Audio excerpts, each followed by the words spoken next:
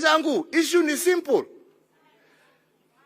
Watu wanapiga kelele kwa sababu wanasema, jameni, mimi ni mtu ambaye mshahara wangu kwa mwezi ni shilingi 20,000.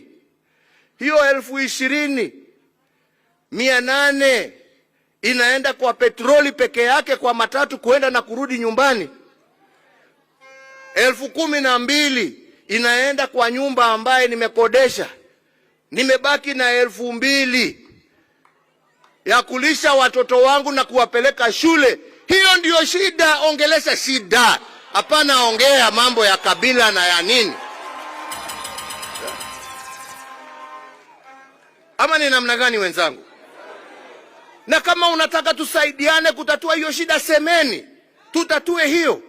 Lakini kwenda kuweka shida ati uweke ati ni kwa sababu ya huyu, ni kwa sababu ya huyu.